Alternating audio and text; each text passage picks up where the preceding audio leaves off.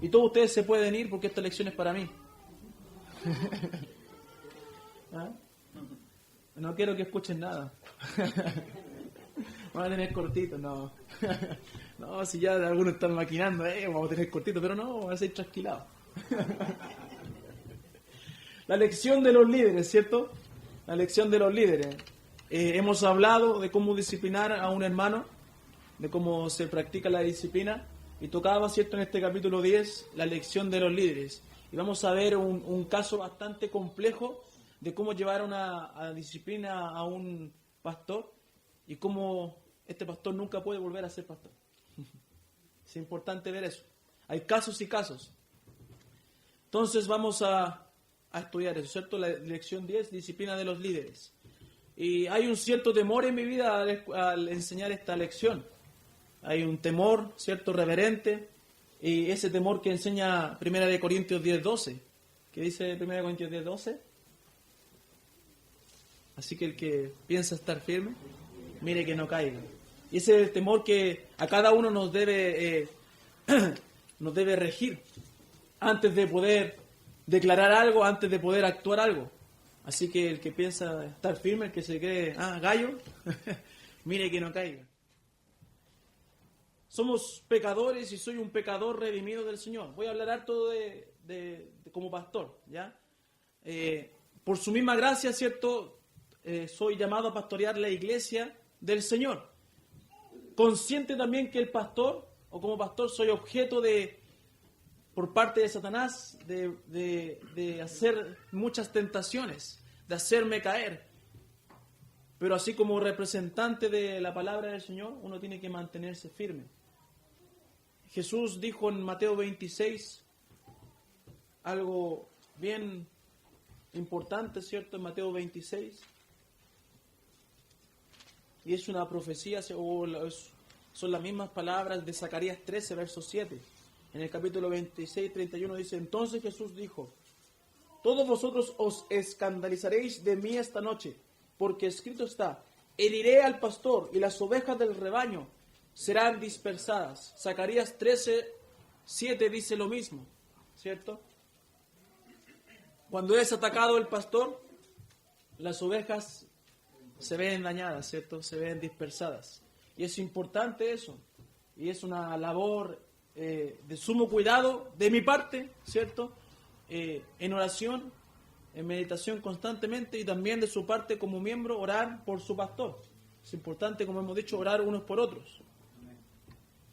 Cuando el pastor de una manada, ¿cierto? Es manada, ¿sí? ¿Cierto?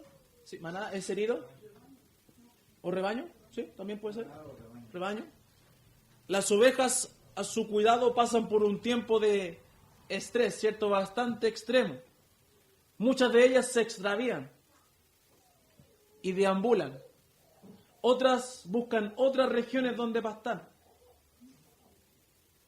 Otras, por el contrario, permanecen al lado de su pastor, debilitado y herido, que lamentablemente debilitado y herido no las puede cuidar.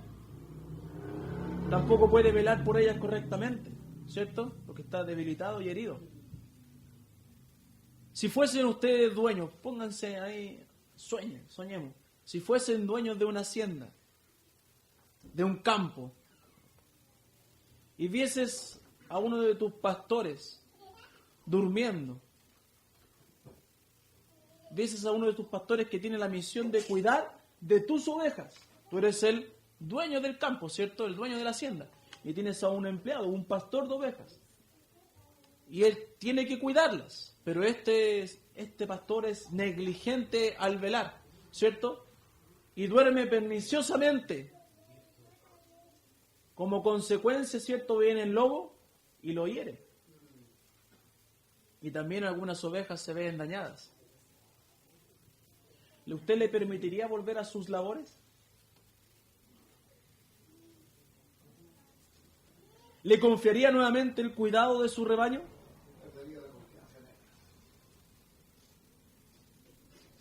Usted como dueño, humano, sí, no, ¿cierto? Le daría el finiquito por las cláusulas de negligencia laboral, artículo no sé cuánto ya, no me acuerdo, 163 debe ser, algo así. Que eran las peores, que me acuerdo. No he dicho ningún versículo, quédese tranquilo. Si era rápido el otro versículo. Ya le voy a decir un versículo, lo voy a repetir varias veces, ¿ya? ¿Cierto? Lo despediríamos. Si usted dejara a su hijo o su hija, su bebé, a un cuidado de una niñera, y esta niñera fuera negligente, no lo alimenta, lo maltrata, ¿cierto? Psicológica o físicamente, ¿le daría una nueva oportunidad para cuidar a su hijo o a su hija? ¿No es cierto? Humanamente hablando, no se la daríamos. ¿Cierto? Pero al pastor, al pastor, ¿qué sabemos? ¿Le debemos dar oportunidades o no? ¿A quién se quiere tirar al agua? Ya, ¿sí? Depende, ya. ¿Hermana? Ya. Ya. No se me adelantó, pero está bien. Dijeron sí. ¿Nadie dice no? Ah, la hermana dice que no. Pero yo me quedo con lo que dice la hermana María Eugenia. Depende. Y yo le voy a explicar por qué depende. ¿De qué depende? ¿Cómo se acuerdan de la canción? De según cómo, no sé qué más que sigue. Todo depende. De según cómo se mire, todo depende. Una canción, hermana, ahí, de los tiempos que uno era carnal. Más carnal.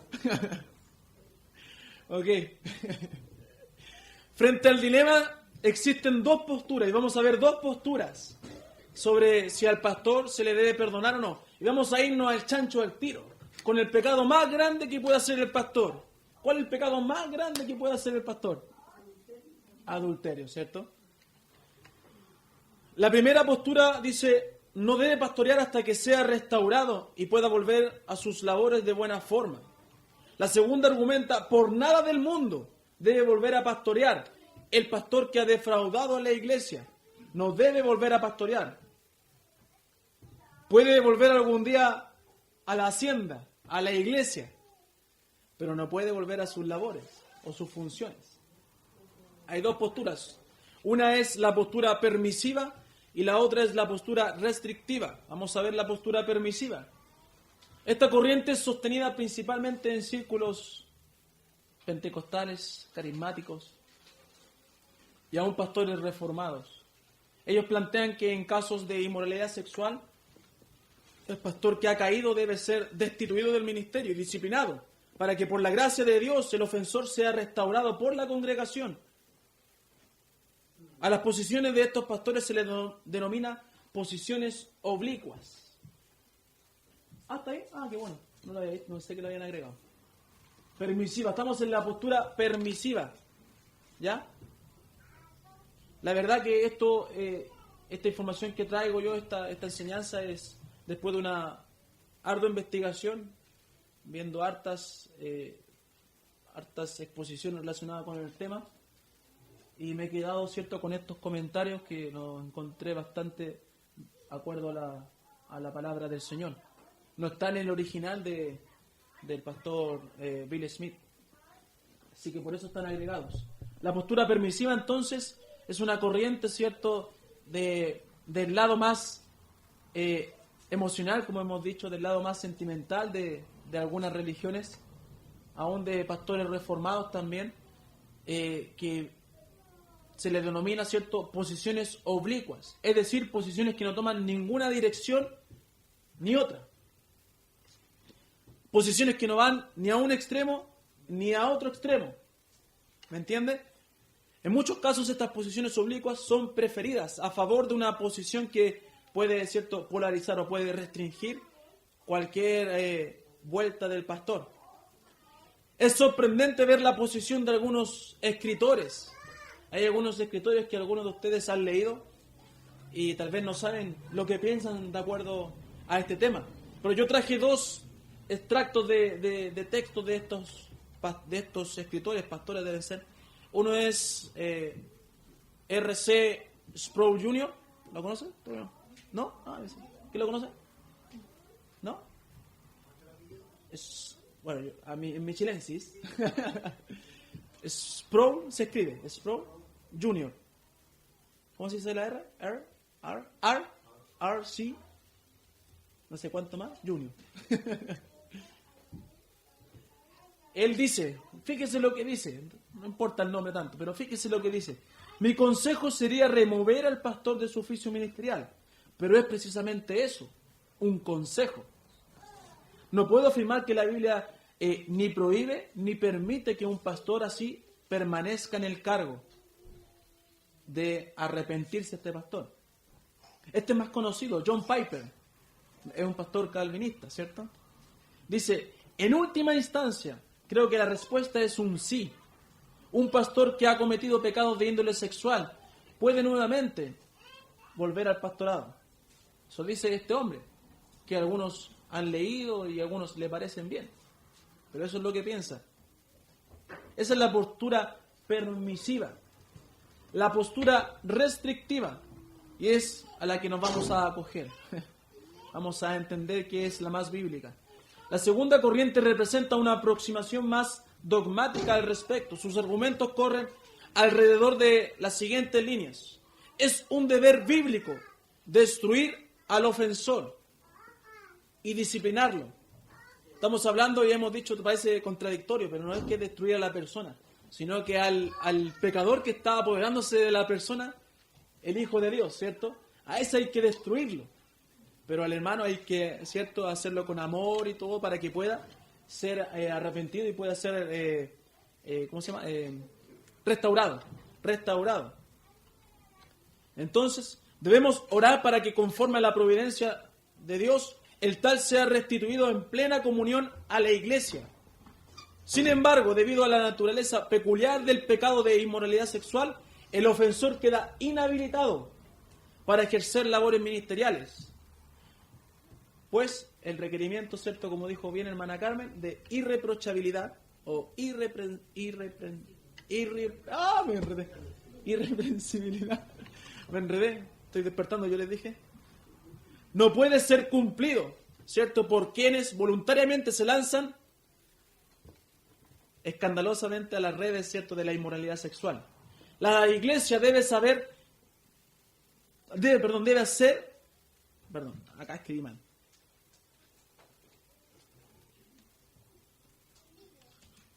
La iglesia debe hacer todo lo posible por restaurar al que ha pecado, pero eso no incluye la restauración al oficio ministerial de un hombre que se ha descalificado a sí mismo y renunciado al derecho de presidir.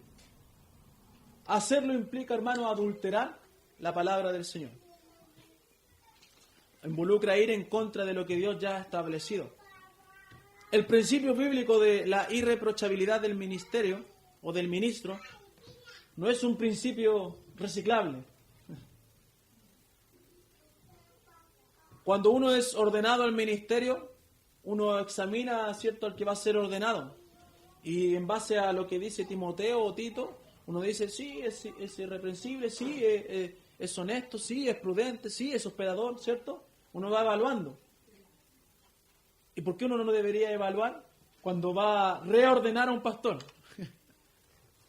Deberían estar los mismos, ¿ciertos?, requisitos presentes. Porque, ¿sabe? Hemos aprendido que Timoteo habla a una persona que ejerce el pastorado. Uno que anhela tiene que alcanzar esos requisitos. Pero en el pastorado uno tiene que tener esos requisitos. Entonces, ¿qué sería la diferencia si el pastor se arrepiente, pero no tiene un requisito o no tiene estos requisitos? No hay ninguna diferencia. Lo perdió.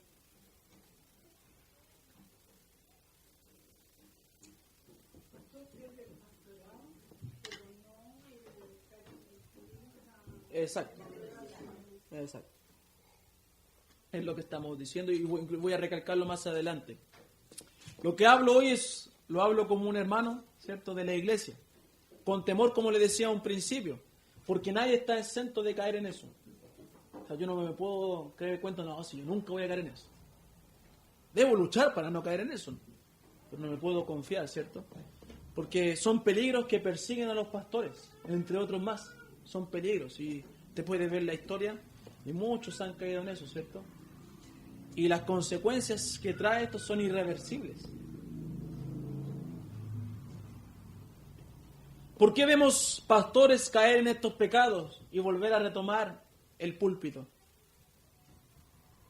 Y como le dije, a pesar de que en nuestra historia, en nuestra línea, yo no tengo memoria de que uno haya caído en esto y haya vuelto al púlpito. Yo no sé si los más antiguos recuerdan a alguien que haya caído y haya vuelto a la iglesia y a pastorear nuevamente.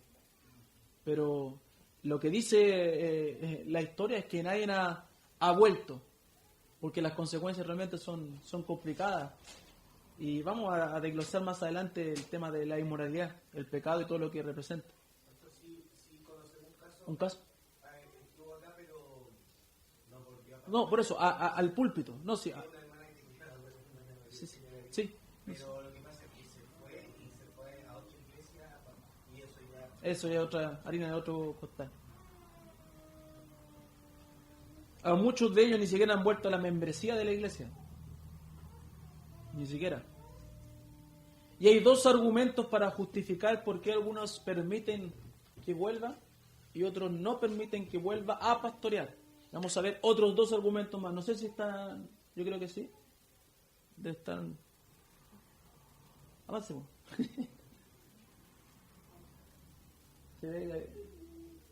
Ya, ahí no va entonces. Sí, no está. Déjalo ahí, no me importa.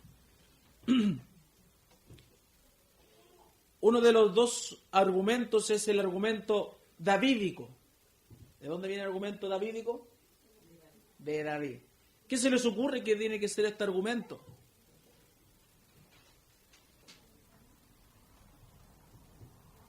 ¿Se les viene algo a la mente? ¿Por qué toman el argumento davídico?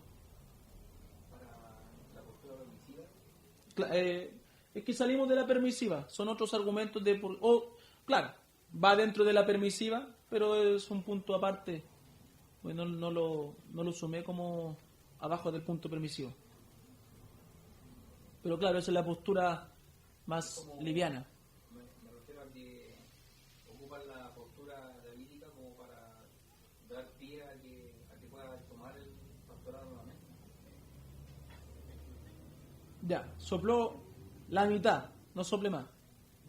Porque, por ejemplo, en el caso de David, él cometió este pecado, pero si no dejó de ser el rey. Ahí está el 100%. Ahí está el 100%. Exacto. ¿Y está bien o está mal? ¿Por qué? ¿Ya? Pero pues, vamos a profundizarlo más. Porque para mi señora yo soy su rey. ¿Ah? Mi rey. No, está bien. Vamos a profundizarlo. Dice, la soberanía de Dios se manifiesta claramente en este caso. Fíjese cómo Dios actúa. Y para nosotros humanamente, oye, qué raro, ¿no?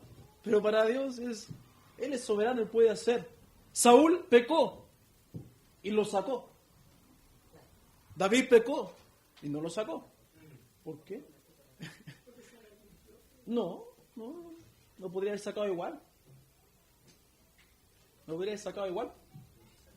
Porque supuestamente Saúl también lloró, también se debe haber arrepentido y dijo, perdóname.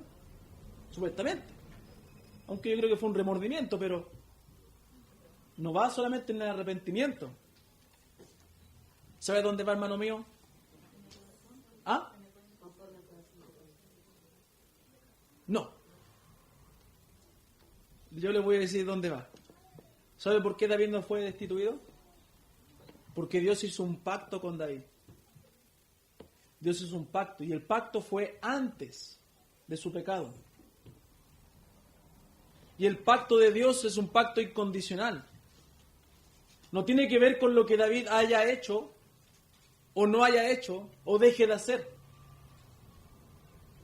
tiene que ver con la promesa del Mesías. Hay un pacto de Dios con David, de que su simiente vendría el Mesías. Entonces no tenía que ver el pacto anterior del pecado, no había ninguna condición con lo que tenía que hacer o dejar de hacer. Entonces por eso Dios lo mantuvo. Ahora, sufrió grandes consecuencias. Al final el reino se dividió, ¿cierto? Después con el nieto. Eso también son consecuencias. Un poco el reinado después con los años en el tiempo de Jesús se perdió. Claro, no lo sacó inmediatamente, pero en el tiempo se diluyó. Se diluyó igual. Entonces, aún así, si uno toma el argumento davídico, uno puede decir, sí, pero en el futuro después se perdió el rey. Ya después no fueron gobernados por los romanos. Y cuando Jesús dijo, yo soy el rey, se burlaban de él. Entonces, se diluyó. Entonces, algunos toman ese argumento diciendo, pero es que David adulteró y era el rey es como un pastor, y entonces por eso Dios no lo sacó. No, está sacado totalmente de su contexto.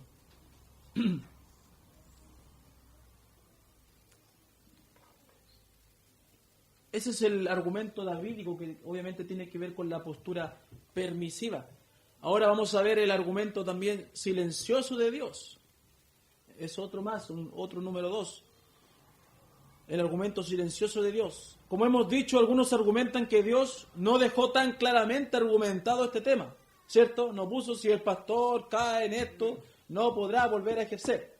Como así no hay muchas cosas que no están y las entendemos de acuerdo a principios, ¿cierto? Nos dice, no fumarás. Entonces puedo fumar. No siempre va a ser tan literal. Hay principios que nos enseñan a tener una vida, ¿cierto?, en santidad, en pureza, a tener una vida ordenada y disciplinada. Pero sin duda en la Biblia podemos encontrar las respuestas a todas nuestras interrogantes. El problema es que para encontrarlas debemos hacer un profundo estudio. Y a veces no nos gusta eso. Nos gusta que se nos digan los pasos 1, 2 y 3 rápidamente para entenderlo. Porque si no están, no sé, es ambiguo. Así como la gente dice, no, es que hay muchos temas ambiguos en la iglesia. No sé, porque no diríamos que Dios entonces es ambiguo. Si hay tantos temas ambiguos, Dios es ambiguo. Dios dejó todo ahí al criterio personal. Peligroso argumento.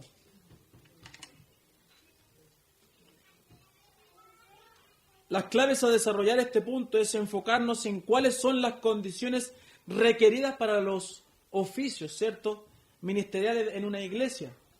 Si decimos que frente a una posible ordenación, como les dije hace un rato, el candidato debe ser irreprensible, también lo debería ser en una reordenación.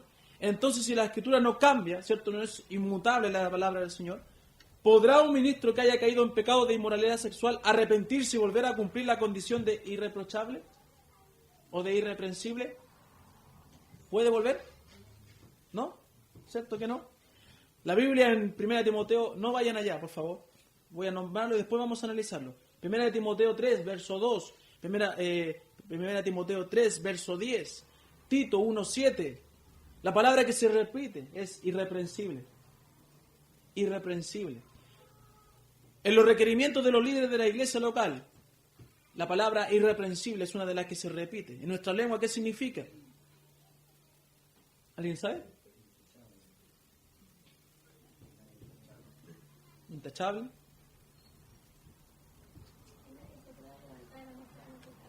Eso es más, ¿cierto?, más estudiado, que no merece reprensión. Es decir, una persona cuyo testimonio no ha dado pie para ser censurado y desaprobado.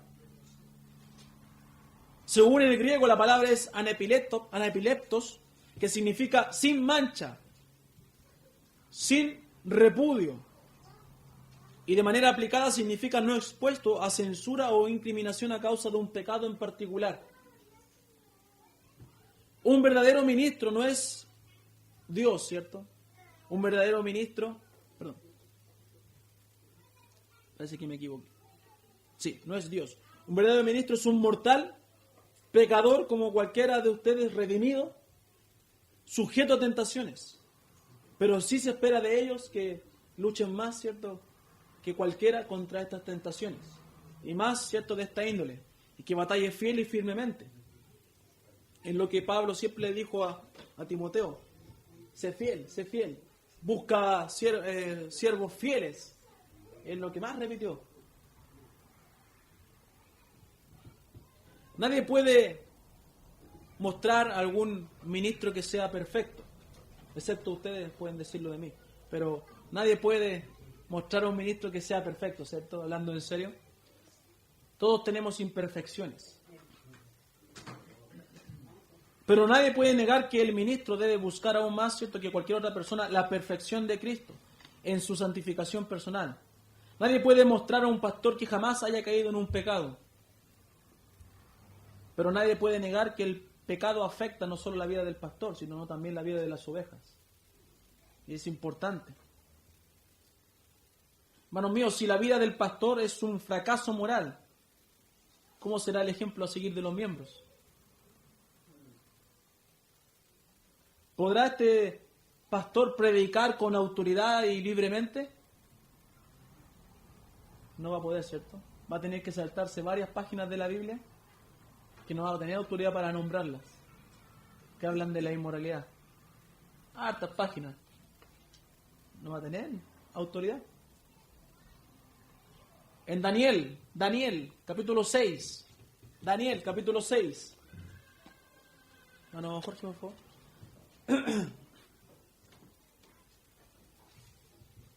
Daniel 6, verso 4. Verso 4. Entonces los gobernadores y sátrapas buscaron ocasión para acusar a Daniel en lo relacionado al reino, mas no podían hallar ocasión alguna o falta, porque él era fiel y ningún vicio ni falta fue hallado en él. Daniel era un claro ejemplo, ¿cierto?, de irreprochabilidad, conforme a las Escrituras. Y se fija que también dice él era fiel. Vuelve a recalcar esa palabra, fidelidad. Y ahí tenemos que aplicarla en todos los sentidos. Fidelidad. Daniel no era perfecto, sin duda. No hay quien haga lo bueno, dice la Escritura, ¿cierto? Ni siquiera uno. Pero sí que era irreprochable, dice que era fiel, como les dije. Una persona irreprensible es fiel a Dios, fiel a su palabra. ¿Acaso un pastor que ha caído en inmoralidad sexual ha sido fiel a Dios? ¿Ha sido fiel a la palabra? ¿Cierto? Perdió su fidelidad porque cayó. No debemos engañarnos, hermanos. ¿Qué ovejas confiarían en este tipo de pastorado?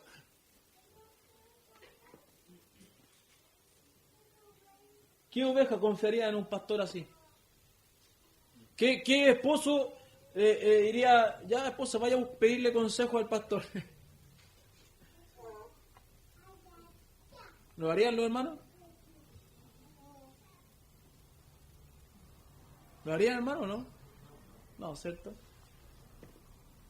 No hay libertad y obstaculiza obviamente entonces el ministerio.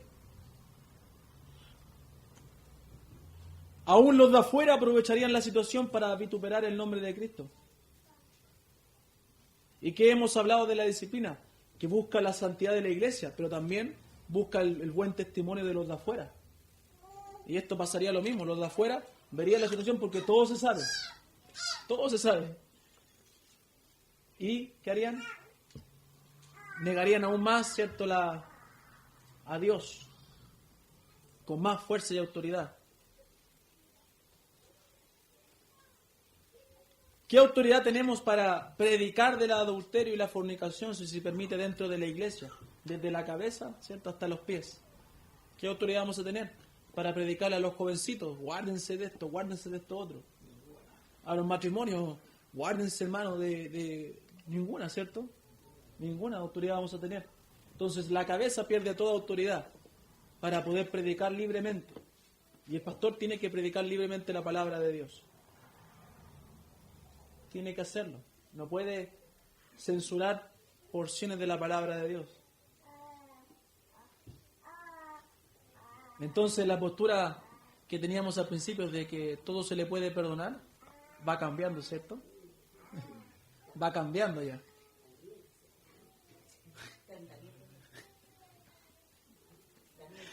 Daniel, capítulo 6, verso 4. Ya, dígale, pégale ahí, concéntrese, dígale, concéntrese. Vamos a regalarle el que tiene Pastor Manuel. ¿Cómo se llama? El audífono ese. Vamos a hacer una vaquita para Navidad. El pecado de índole sexual es solo la manifestación exterior de la concupiscencia interior del pastor. Ese pecado que cometió no es algo que hoy nació, sino que es un síntoma, una manifestación de lo que hay en su interior, de la inmoralidad, de la concupiscencia que hay en su interior. Un pastor adúltero es una persona que no es íntegra, que no tiene dominio propio. Es alguien que predica, ¿cierto? Pero no practica, como es el dicho. Es una persona que no es digna de confianza. Es un blasfemo del nombre de Cristo. Y es un desacreditador del Evangelio. ¿Le parece que puede seguir siendo su pastor? No, ¿cierto? Y le dije, estoy hablando del pastor, pero también va para cada uno de ustedes esto. Debemos recordar, como se ha dicho, esto no tiene que ver, como vamos a responder un poco más a su pregunta, esto no tiene nada que ver con el perdón. Es un pecado, el cual si la persona se ha arrepentido, usted tiene que perdonar. Me acuerdo que cuando vimos el ejemplo de que lo atribuimos a hermano Juan, salieron esas preguntas, ¿cierto? ¿Qué pasa si adulteró, puede volver, puede hacer esto, otro? Bueno, hoy vamos a responder un poco de eso. ¿Se acuerdan del ejemplo del principio? Vamos a responder un poco de este tema, ¿cierto? No se trata de no perdonarlo. Él puede ser perdonado por la iglesia. Puede volver a la membresía de la iglesia. Lo que no puede ser es volver a ser pastor. No es que merezca una segunda oportunidad para seguir haciendo o cumpliendo su cargo. Todo pecado lleva una consecuencia de parte de Dios. Y en este caso es más que un castigo. Porque los castigos, cierto, duran un tiempo y luego ya Dios levanta su castigo. Esto es más una orden. Y la orden debe cumplirse. No es tanto un castigo. Es algo que Dios ha dicho y dejado estipulado en las Escrituras. Y las órdenes están para cumplirse. Debemos recordar lo que dice Proverbios 22:14. Mire, vamos a Proverbios capítulo 22. Mano Manuel, por favor. Verso 14. Mano, ¿quién está ahí atrás después? Mano Juan Painel. Proverbios 6, verso 32 y 33. Proverbio 22:14.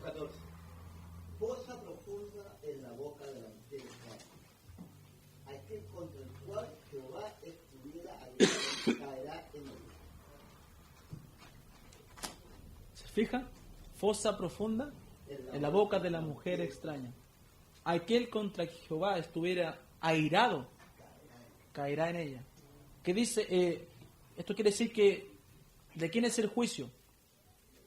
22:14. ¿De quién es el juicio? ¿Es de ustedes el juicio? No. Es de Dios. Es de Dios. ¿Y sabe por qué es de Dios, hermano? En el caso del pastor. ¿Qué le dije la otra vez yo cuando presenté mi defensa? ¿Quién coloca al pastor en el ministerio? Dios, ¿cierto? Bíblicamente Dios. ¿Quién lo puede sacar del ministerio? Dios lo puede sacar. Por eso no es una cosa del hombre que pueda volver o salir, volver y salir. Es Dios. Es Dios. Amén. Vamos a tomarlo entonces. Al tiro. Es Dios el que lo coloca. Por ende no está en la mano de los hombres. ¿Y por qué lo saca? Porque está irado contra él. Está irado contra él. Vamos a Proverbios 6, 32. Usted después lo lee, ¿lo tiene? Pero tiene voz para leerlo. La hermana Javiera lo puede leer. Proverbios 6, versos 32 y 33. Más el que comete adulterio es falto de entendimiento. Corrompe su alma el que falta hace. Heridas y vergüenza hallarás y su afrenta nunca será morada. Fíjese, Y ahí nos salimos un poco del tema del pastor, pero estamos hablando del pecado de inmoralidad sexual. Ahí caemos todos dentro del mismo saco. Fíjese lo que dice. El que comete adulterio carece de todo principio moral y de prudencia. Siempre va a llevar esa vergüenza. Además del dolor físico que va a tener, las consecuencias físicas. Dice que su afrenta nunca será borrada. ¿Sabe por qué su afrenta nunca será borrada? ¿Sabe lo que quiere decir eso? ¿Alguien sabe?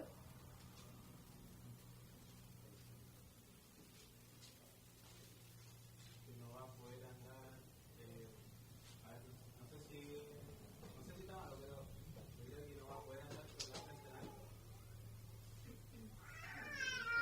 ¿Lo está tomando afrenta como frente? No, no es eso. Pero se aplica, pero no es así. ¿Ah? Consecuencia de testimonio. Él va a llevar siempre, digamos, esa frente, porque la gente cuando se entera siempre lo va a tener en mente de que él falló en ese sentido. ¿Qué es afrenta? ¿Ah? Vergüenza, pero más que eso. Es un daño, es una ofensa. Más que eso. A eso va el contexto del capítulo, porque ya dice vergüenza arriba. Cuando habla de afrenta, usted puede buscar los sinónimos. Mire, hagamos un ejercicio. Pongamos los sinónimos yo que estoy con el computador. Injuria, insulto, ofensa, agravio, ultraje, denuesto, bofetada, reprobación. ¿Se fija? Entonces dice que su ofensa nunca será borrada. Y ahora va a entender por qué. Porque cuando yo peco y me arrepiento, yo debo restituir algo, ¿cierto? Si ofendí, le quebré algo, hermano, yo se lo pago, ¿cierto? Hermano, yo se lo pago. ¿Y quién puede hacerme libre de eso? El que se lo quebré, el ofendido. No, hermano, no se preocupe, ¿sabe? Lo perdono, no se preocupe. Conozco su situación, tal vez financiera, yo lo puedo restituir, no hay nada, ningún problema, ¿cierto? Pero ¿puedo restituir la inmoralidad sexual? No se puede borrar. No hay cómo restituirlo. Si usted lee el contexto previo del capítulo 6, compara la inmoralidad sexual con un ladrón. El ladrón robó y puede restituirlo miles de veces lo que robó. Pero la inmoralidad sexual, ¿cómo lo va a restituir? No se puede. No puedo devolver si ya consumé algo. No puedo devolver esa ofensa, ese pecado. No tengo cómo pagárselo. Y aún dice después, habla de los celos de la otra persona. La otra persona, por ejemplo, al que engañaron, ¿cierto? El marido de la otra mujer. Dice que podía pedir la cabeza de esa persona. Dice, por los celos son el furor, ¿cierto? La persona ofendida en el contexto podía pedir la pena máxima, que era la muerte de los dos. Entonces, ¿es un pecadito? ¿Es algo que podemos pasar así a simple vista, simplemente? No, ¿cierto? Tiene su perdón, tiene todo de parte del Señor, de parte de la iglesia, tiene su arrepentimiento, tiene su restauración. Pero en el caso uno no puede volver a ejercer el ministerio, porque ha perdido la irreprensibilidad. La ha perdido. Vamos a Eclesiastés 7:6. 7:26, por favor. Y he hallado más amargas de la muerte a los que cuyo corazón es lazo de él, y sus manos ligaduras. El que agrada a Dios escapará de ella, mas el pecador quedará en ella preso. ¿Se fija? Si Proverbio, bueno, y escrito también Eclesiastés por Salomón, 7:26. Proverbio y Eclesiastés escrito por Salomón hablan mucho de la mujer, ¿cierto? Que atrapa con sus palabras, pero también dice que el que cae es un simple, un necio, no es avisado. Entonces uno tiene que estar alerta. Por eso uno dice que el que se cree firme, mire que no caiga. Partimos con ese versículo. Gracias por el versículo, hermana. Entonces, esta disciplina establecida para este caso, ¿está esta disciplina establecida para este caso? ya que hemos visto que es el peor. Yo preguntaba, siempre escuchaba a mi papá decir que habían 2 o 3 pecados, no estaba mi mamá parado, que destituían al pastor del pastorado. Sinceramente busqué, pero más que nada me quedé con este, que creo que es el peor. Sí, pero que también se puede restituir. Entonces ahí quedé con la duda, porque la malversación de fondos, ¿cierto? También es un pecado que siempre se ha enseñado que puede el pastor que salirse del cargo, o sacar la iglesia al pastor del cargo. Pero también se puede restituir. Y se pueden tomar previsiones, por ejemplo, colocar tesorero, que el pastor no tenga nada que ver en la plata.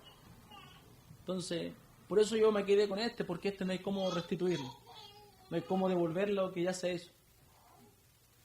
¿Cierto? Por eso vimos este y profundizamos este. ¿Está bien o no? ¿Cierto? No hay cómo. Entonces, por eso depende. Depende. Y vamos a ver ahora sí lo que dice la lección. Este fue un anexo que agregamos. Dice, los líderes han de ser ejemplo en santidad. Y nos lleva a Levíticos 10, 1 al 11, donde habla de Nadab y Abiú, hermano Daniel. Disculpe, consulta, ¿esto igual se aplica para el diácono? Sí, porque en los requisitos del diácono también eso dice irreprensible. Por eso antes cité el capítulo 3, verso y algo, porque después del pastorado sigue el diácono. Yo creo que sí, incluso podríamos decir para los que ejerzan ministerio. Entonces alguien podría decir, bueno, ya no puedo ser pastor, pero por último déjame como diácono. Tampoco podría, Sí. está establecido que son oficiales de la iglesia, pero... Sí, buena pregunta. Mire, vamos a ver rápidamente.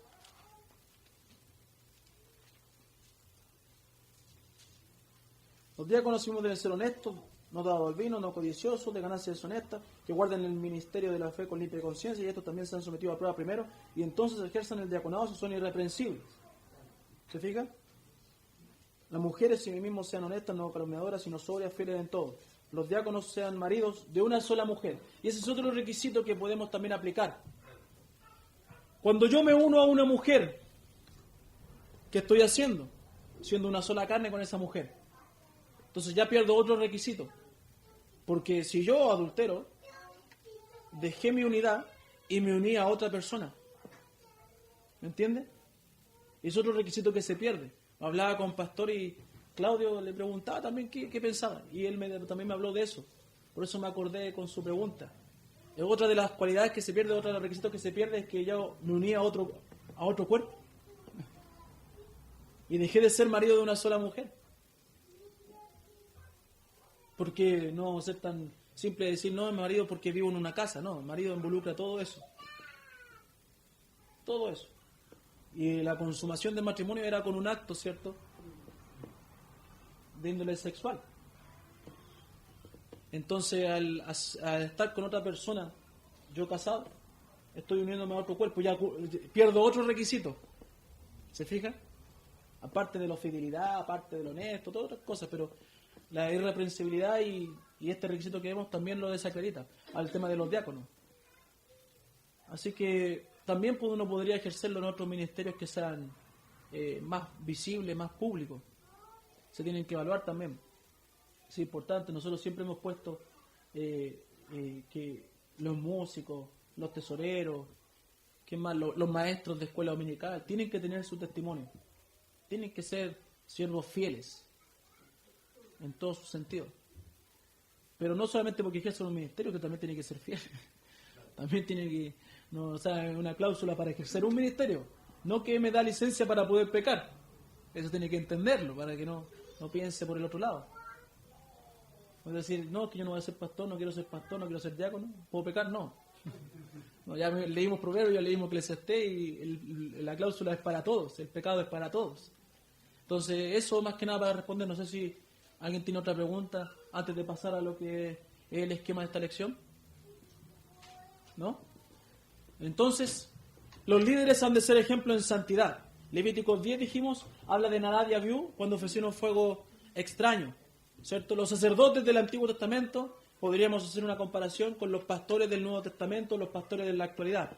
Vemos el ejemplo de estos hermanos quienes violaron la santidad de Dios y fueron castigados por su acto inmoral e impuro. y desobediente a lo estipulado por Dios. Es de suma importancia, como hemos dicho, que los pastores vivan una vida santa y que sean ejemplo de lo mismo. Ya nos salimos del ámbito de inmoralidad ya sexual. Vamos a ver a la vida del pastor. Tanto internamente en la iglesia como externamente con los de afuera, ¿cierto? El pastor tiene que vivir una vida santa. Letra B, requisitos muy altos se exigen de los líderes. Vamos a ver los requisitos en 1 Timoteo 3. Bien, hermano Cristian, por favor, 1 Timoteo 3, 1 al 7.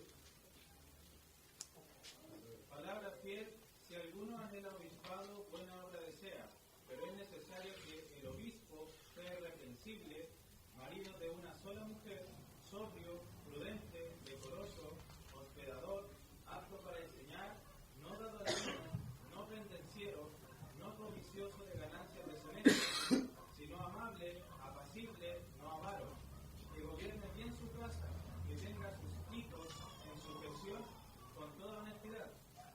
Pues el que no sabe gobernar su propia casa, ¿cómo cuidará de la iglesia de Dios? No un neófito, no sea que envaneciéndose caiga en la condenación del diablo. También es necesario que tengan buen testimonio de los de afuera, para que no caiga en descrédito y el lazo del diablo. ¿Se fijan de los requisitos? Y así hay muchos más, ¿cierto? Estos son algunos. Vamos a verlos rápidamente. Estos requisitos, hermanos, estos estándares, ¿saben? No son puestos por el hombre, son puestos por Dios. Dios reveló, ¿cierto?, estos requisitos para cuidar y cultivar cada día para el propio bienestar de la persona. Veamos los requisitos. Irreprensible, como hayamos dicho ya, es una buena reputación. No se le puede confiar la obra a un hombre con mal testimonio, sin autoridad. Marido de una sola mujer, ¿cierto? Es claro en el estudio lo que significa ser marido de una sola mujer. Dios estableció el matrimonio como algo indisoluble. Si no es capaz de cuidar su hogar, ¿cómo va a poder cuidar la iglesia, cierto? Sobrio. Yo les he enseñado lo que es ser sobrio. ¿Recuerda alguien? ¿Ah? No recuerda entonces. Equilibrado. Ahí recordó. Equilibrado. El equilibrio físico, emocional y espiritual. Es estable, firme en sus pensamientos. No sufre afán ni ansiedad. Prudente. ¿Qué es ser prudente? ¿Precavido?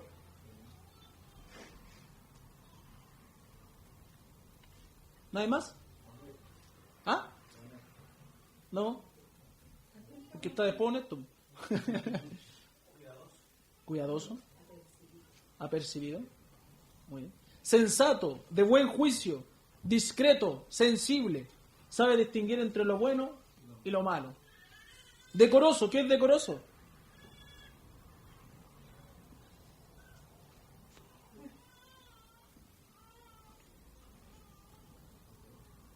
Vamos, supuestamente usted, al evaluar los candidatos hace un año, tendría que haber visto estos requisitos y evaluar cada uno, y debería saber. Apegado a la buena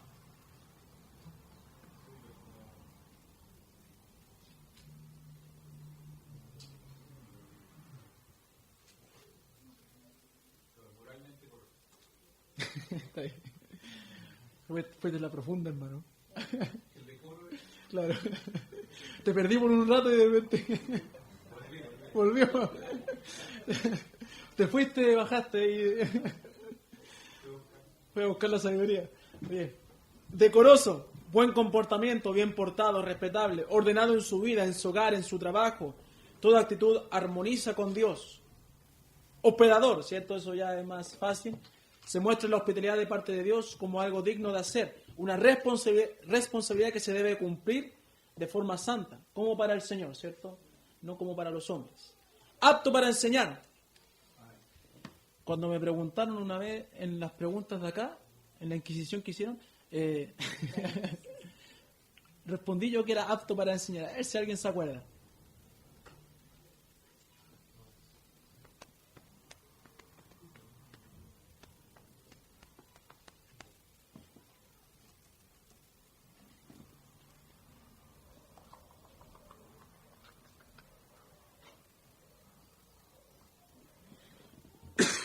apto para enseñar. ¿A nadie se le ocurre?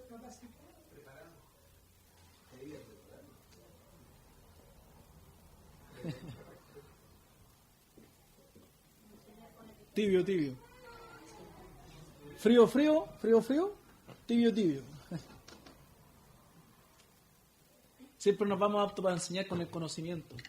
Conocimiento, que sepa, que se domine, que se peine con la Biblia. Pero no está hablando de eso. No está hablando de eso. Apto para enseñar, ¿cierto? Dice que comunica la verdad de Dios en forma sensible y no amenazante. Te puede verlo en 2 Timoteo 2, 24 y 25. Dice el 24, 2 Timoteo 2, 24 y 25.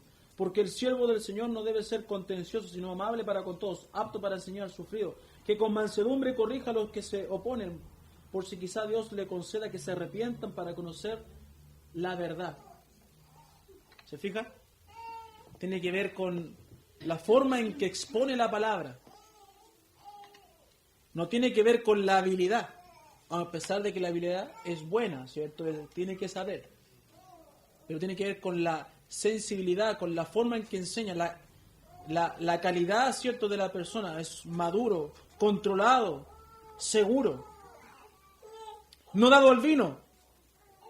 Chuta. Al 18. No dado al vino. Toma chicha, no me dice. Ah, ya. ¿Qué dice? ¿Cierto? Quiere decir que no es un adicto. Y como esta adicción hace perder el control y los sentidos de la persona, ¿cierto? No pendenciero. ¿Qué es pendenciero? Rosquero. Rosquero. Ese es el término antiguo. No rosquero. ¿Ah? No es que coma roscas, ¿cierto? O roquero. Bueno, Felipe, no roquero. No mochero, ¿cierto? No peleador, reñidor, contencioso. Te puede ver ahí Proverbios 20, versículo 3. No codicioso de ganancias deshonestas. Y juntémosla esa con ni avaro. No es un materialista, no es amante ni esclavo del dinero. Amable. ¿Qué es una persona o un pastor amable?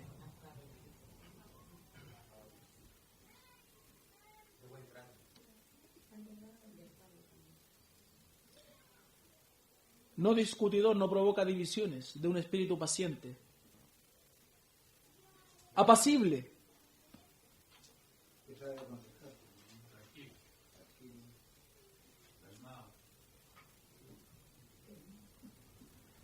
Tranquilo, calma.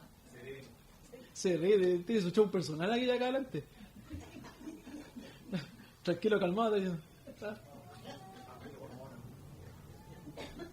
Sensible, cariñoso, gentil, paciente, humilde, enseñable también.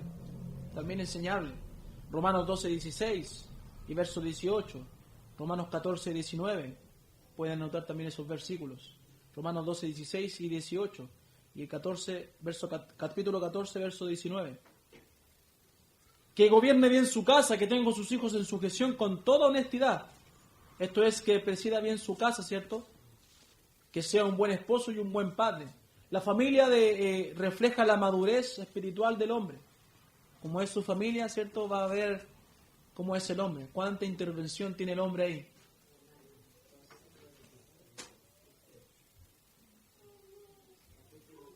Le voy a mandar todas las notas, no sé por qué pregunto si le voy a mandar todas las notas. Todos los domingos le mando las notas. Le voy a mandar todas las notas. Va a tener su computador y sus tablets en todo, va a tener la copia. Ya, tranquilo. Atención, eso, concéntrense. Mire que si yo peco, después no tener cómo disciplinarme. Claro.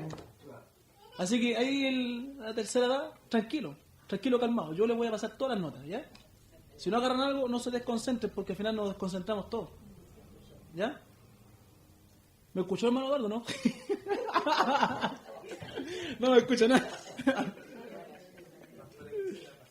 Hay que ser apacible, claro. Hay que ser apacible, sensible, cariñoso, gentil, paciente. Ya avancemos. Bueno, que gobierne en su casa tiene que ver con Colosenses 3, 18 al 21. No un neófito. ¿Qué quiere decir no un neófito?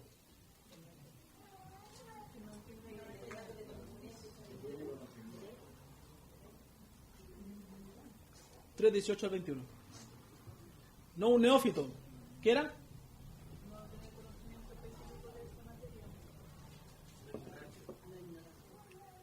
Tiene que ver también con inexperto, ¿cierto? Tiene que ver también con un recién convertido. Un recién convertido, un novato, un inexperto, un principiante. Tiene que ver con eso, ¿cierto? 2 Timoteo 2:15. Procura con diligencia presentarte a Dios, ¿cierto? Aprobado como obrero que no tiene de qué avergonzarse, que usa bien la palabra de verdad, ¿cierto? El que quiere ser pastor, el que tiene el obispado, no puede ser un inexperto. Tiene que tener algo de conocimiento. Si bien no va a manejar todo, se aprende en el ministerio, obviamente, pero tiene que tener algo, ¿cierto? Un porcentaje más o menos aceptable. También tiene que, es bueno que no sea un neófito, ¿sabe por qué? Porque con el conocimiento que él cree tener, pueden ensoberbecerse. Por eso es bueno tener el conocimiento de Dios. Para que no se infle, ¿cierto? En su vanidad o en sus ideas exageradas de su propia autoría. También por eso es bueno que sea un neófito, va también en ese sentido. Porque puede ser muy cabezón, como se dice, pero va a estar ensoberbecido. Va a hacer lo que a él se le dé la gana. Va a tomar los argumentos davídicos y los va a dar vuelta a todos. ¿Cierto? Va a tomar una postura permisiva en varias cosas y va a decir, es que la Biblia dice aquí esto. Pero ¿qué dice acá? ¿Qué dice allá? ¿Qué dice en toda la enseñanza general?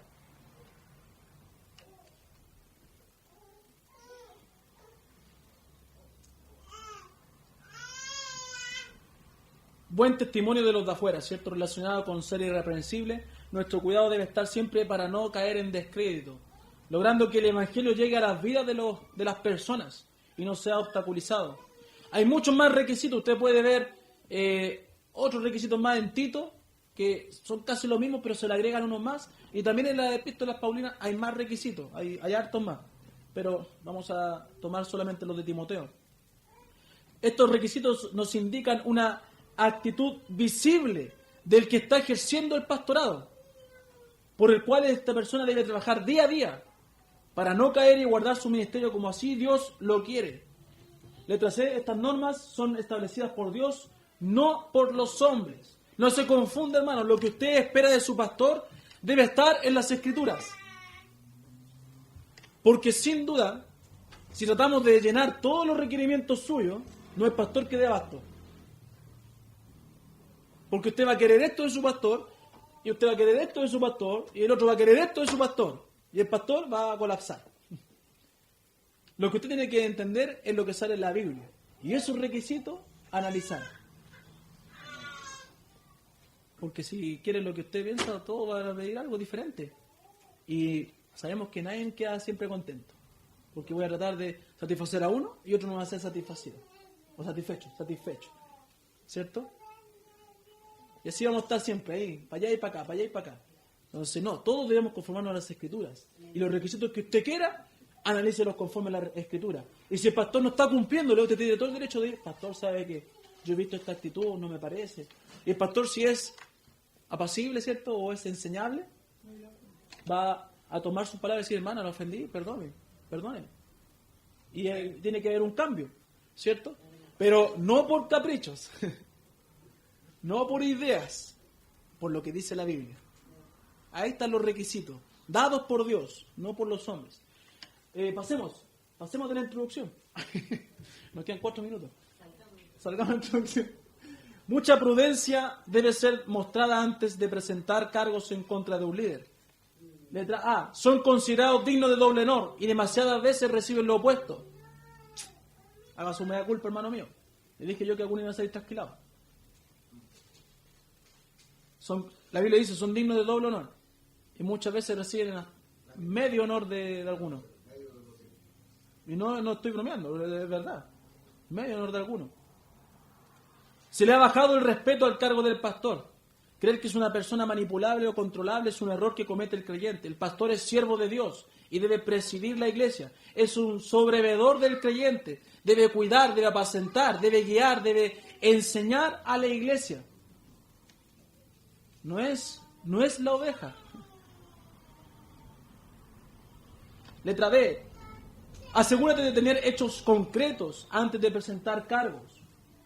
Letra C. Testigos fehacientes. No habladurías o rumores. Te ayudarán a no presentar cargos falsos, ¿cierto? 1 Timoteo 5:19, lo conocemos, ¿cierto? Habla de la referencia del anciano o el pastor. Debemos presentar, ¿cierto? Con 2 testigos. 2 o 3. Si no tienes suficientes evidencias, no tomes acción alguna. Letra D. Pasemos ahí. Letra E. Recuerda que cualquier acusación verdadera o falsa traída contra un líder daña su oficio y labor en cierto grado, ¿cierto? Un anciano está protegido contra los ataques malintencionados, o un pastor. No se debe aceptar una acusación sin testigos que comprueben tales dichos o tales palabras. Y nuevamente, no basado en opiniones o rumores, tiene que tener evidencias, porque va a dañar, no solamente al pastor, va a dañar a la iglesia, si trae una acusación así. Número 2, Romano. No sé si hay alguna duda, porque este igual es más conocido. ¿No? ¿Ok? El liderazgo que ha pecado debe ser reprendido. 1 Timoteo 5:20. Si bien lo hemos tomado para hablar de la disciplina que Pablo enseñó contra un hermano, pero también está relacionado principalmente contra un pastor. Si persiste en pecar, llévalo delante de la iglesia para que los demás también teman. ¿Cierto? 1 Timoteo 5:20. ¿Estamos bien? Teman, ¿cierto? Está dentro de un contexto. La reprensión pública ante la iglesia debe ser hecha cuando el líder continúe pecando. Fíjese, continúe pecando. No voy a venir al tiro a la iglesia, oye, el pastor me hizo esto. Tengo que ir primero y tener los pasos bíblicos. Hermanos, ya fui con esto, ya fui con esto, ya fui con esto. No hubo caso. El pastor persiste en esta actitud. Traigo esto ante la iglesia. Ajá. Qué bueno que lo diga porque yo siempre tengo una confusión en cuanto a la Biblia enseña de que si tienes una acusación contra el pastor, digamos, contra el líder, tiene que ser con testigo, ¿cierto? Ahora, eso es cuando uno tiene una acusación, pero cuando nosotros hemos aprendido que entre hermanos solucionar un tema, digamos, pero porque no necesariamente uno va a hacer una acusación contra Claro. un hermano cuando uno quiere arreglar una situación. Claro. Ahí es bueno aplicar de que estando tú y él solo. Exacto. O sea, el hecho de también saber que el pastor es un hermano en la iglesia, ¿cierto? Y solucionar el problema. Y claro, un tema de acusación ya es algo distinto. O sea, el hecho de hablar con un pastor y explicarle, tengo algo que hacer, o ya algo reiterado. Ahí ya donde uno tiene que tomar los testigos correspondientes, como decía el estudio. Claro, y ver que no cumple las normas y los requisitos, y que persiste en eso. Vamos a ver un poco más de eso rápidamente, que tal vez puede responder también más. Si existe arrepentimiento... Bueno, ¿me salté la A o no? ¿La dije? ¿Sí? ¿La dije? Ya. Letra D. Si existe arrepentimiento genuino, como los otros temas, ¿cierto? No necesita ser hecho público. Si el pastor pecó, usted le dijo, me ofendió, el pastor le pidió perdón genuinamente, no necesita más que traerlo a la iglesia, ¿cierto? A no ser que ya, obviamente, haya sido algo público. Si ya fue una ofensa de aquí, que ya todos saben, tiene que ser solucionado públicamente porque no hay solamente un ofendido. Pueden haber muchos más. Letra C. Recuerda que la disciplina es por un pecado definido, no una simple diferencia de opinión. Porque si no es por eso, yo podría traer a muchos públicamente. Y no es por diferencia de opiniones. Son por pecados definidos, ¿cierto? Porque hay gente que puede pensar diferente, pero se somete a lo que la iglesia dice. Se somete a la autoridad del pastor. Pero si yo no me someto, estoy siendo rebelde. Y ahí ya paso no una opinión, paso a una actitud. Hay rebelión en mi vida. ¿Cierto? También desagrado personal o sentimientos afectados. Que el pastor pasó de largo el otro día y no me saludó. No va a traer a la iglesia por eso. Le digo, pastor, ¿por qué no me saludó? Hermana, es que no la vi. O hermana, estaba pensando y me bloqueé. O como yo, tengo sueño y no quiero compartir mucho hoy día. ¿Me entiendes? Hay momentos y momentos, ¿cierto? No son por cosas emocionales. No proveas, y esto es lo mismo que lo hemos dicho en otras lecciones, no proveas información detallada del pecado cuando reprendas a un líder cristiano. Recuerda que estás tratando con la curiosidad morbosa de los oyentes. Y lo hemos dicho también en los otros casos, que también lo debemos hacer. No, ¿para qué entregar el detalle tan profundo e impuro para satisfacer los deseos morbosos de algunos? Sino que pecó. Pecó nomás. Pecó, hizo esto en acciones y listo. ¿Cierto? Lo mismo hacemos ante cualquier hermano en disciplina. Número 3, Romanos. ¿Alguna duda? 3 Romanos. Gálatas 6:1 ya lo conocemos, ¿cierto? Vosotros que sois espirituales, ¿cierto? Si alguno fuere sorprendido en algún pecado, vosotros que sois espirituales, restaurarle con espíritu de mansedumbre. Más o menos así, ¿cierto? Llevará un tiempo, pero recuerda que la meta de la disciplina es la restauración. El líder deberá otra vez ganarse la reputación de ser irreprensible, excepto ya vimos una cláusula. Ya vimos una. La iglesia tiene trabajo para hacer en la restauración del líder, pero también lo tiene el mismo líder. El líder debe restaurar su credibilidad. Más, el líder debe restaurar su confianza. El líder debe restaurar su reputación. Todo eso también lo tengo que hacer yo. Y la iglesia también tiene que hacer su trabajo. Si llega a ocurrir algún día, espero que no, tendremos que adoptar ciertos métodos. Tal vez hay otro pastor anciano que nos venga a ayudar en cómo restaurar, ¿cierto? O la iglesia. Ahí se verá, porque eso sí que no sé si está, eso no está estipulado. Pero son principios que podemos rescatar o ideas buenas que no están en desacuerdo a la palabra del Señor. Nota, la iglesia debe darle la oportunidad, así como se la damos a cualquier miembro arrepentido, ¿cierto? Conclusión. El líder debe arrepentirse. La iglesia debe entonces perdonar y restaurar.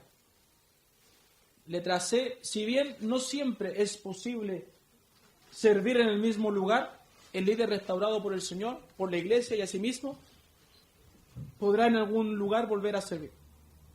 Al menos, cierto, como hemos dicho ya reiteradas veces, el pecado sea impureza sexual, que no tiene cómo resarcir el daño o cómo cambiar lo acontecido. Si leemos Proverbios 5, 1 al 20, podemos ver cómo este texto habla elocuentemente a favor de la fidelidad del matrimonio y en contra de cualquier tipo de presión hacia lo contrario.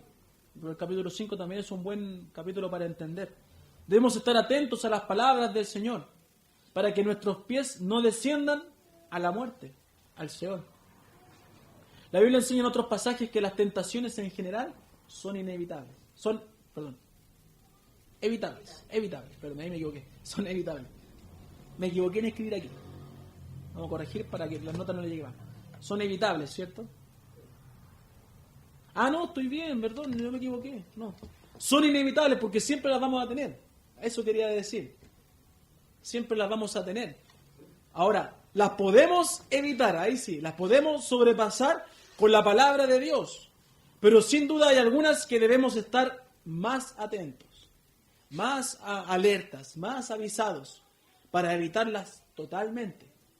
Porque yo puedo caer tal vez en una tentación, usted me hizo enojar, ya, y pequé y me enojé. Pero hay algunas que yo no puedo caer, porque no hay cómo resarcir. No hay cómo arrepentirse, hay cómo arrepentirse, pero no hay cómo resarcir el daño, restituirlo. Entonces, sin duda tenemos que estar a unas más alertas. Incluso los proverbios dicen, no te acerques. No te acerques. No juegues con la tentación. El hijo sabio conoce el peligro y no se acercará a la mujer extraña e inmoral. La enseñanza del apóstol Pablo a Timoteo cuando le insta a huir de las pasiones juveniles abunda en el mismo asunto. ¿Recuerdan en Timoteo? Dice, huye de las pasiones juveniles, ¿cierto? Involucrarse en este pecado es deshonra a Dios. Es una deshonra. Y sabe, hermano mío, como hemos dicho, consume a todo el que cae en él. Porque Dios está airado. Lo consume. Cada uno, ¿cierto? Y en este caso el pastor, debe entender que debe disfrutar de su esposa y del matrimonio. De hecho, el placer del lecho conyugal es bendito por el Señor. No así como dice Hebreos 13:4.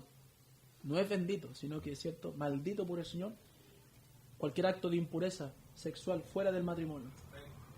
Pero en el matrimonio el Señor lo bendice. Así que esta es la disciplina. Así que ya si tienen cargo me los pueden decir. Pueden partir recibo ahí en la oficina uno por uno. No.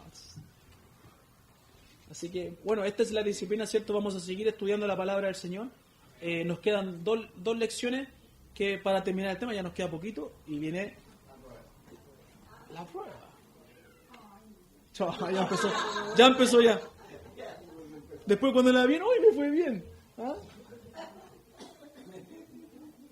Hermano Daniel, ¿alguna pregunta? Sí, para yo quedar más claro, lo que pasa es que usted mencionó de que yo creo también correcto, dijo que Dios pone el pastor y Dios también lo saca. Y obviamente eso es correcto, pero según yo entiendo, y corríjame usted si estoy equivocado, todo obviamente a través de la iglesia. Sí. Entonces la iglesia la importancia, como estaba aprendiendo en hermenéutica, de poder estudiar, porque obviamente Dios pone el pastor en la iglesia, pero a través de la decisión de la iglesia. De hecho, me llamó mucho la atención en una ordenación hace poco que estuvimos, que obviamente la gente que era de la misión tuvo que levantar la mano y aprobar, él va a ser el pastor, y que obviamente la iglesia toma la determinación, y Dios, o sea, en el fondo Dios da la autoridad a la iglesia para que la iglesia ya sea lo ponga o también sacarlo del lugar. A lo que me refiero es que la autoridad está establecida para la iglesia. Pero cuando la iglesia permite que vuelva el pastorado, pierde toda autoridad, porque pasa por alto la palabra de Dios. Porque porque Dios lo sacó. Entonces la iglesia tiene que respetar eso. ¿Me entiende? La iglesia, como usted dice, es el tribunal de Cristo. Pero seguía en base a las reglas del Señor. Exactamente.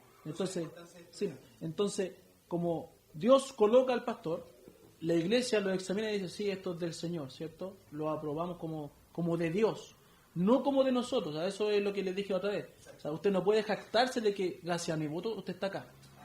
Ese es el tema. Gracias, no, está acá, no. Dios colocó, o no por mi voto, usted no está el que quería. No, Dios coloca a la persona y la iglesia lo ratifica. Es el canal, porque no va a bajar el Señor, no va a abrir las nubes. Este es mi hijo amado en el cual tengo complacencia. No va a hacer eso. ¿Me entiende? Entonces, al estar Dios airado con la persona, lo saca. Y la iglesia tiene que estar avisada y entender que Dios fue el que se airó. ¿Por qué? Porque esta persona dejó en el día a día de hacer esto, hasta que ya cayó en algo que no puede rectificar. ¿Me entiende? Entonces la iglesia, como el canal del Señor, tiene que llevar a eso, a sacarlo y no permitirlo que vuelva. ¿Me entiende? No sé si alguno quedó enredado, ¿está claro?